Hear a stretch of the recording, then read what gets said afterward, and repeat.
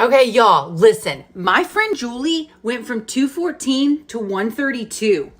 I feel like a total jerk doing this, but I have to reveal her secrets. Okay, so Julie's been doing this morning ritual for the past 6 months now, but nobody knows it except me.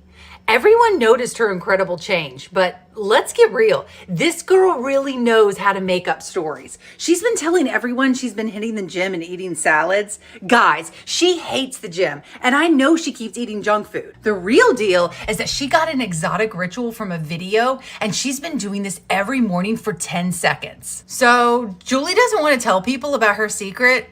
I know it's hard to explain to people this crazy transformation, but you know what? It's time to let everyone know about this. I'm going to leave the link of the same video she found, but you have to hurry. Go ahead and check it out before she makes me take it down.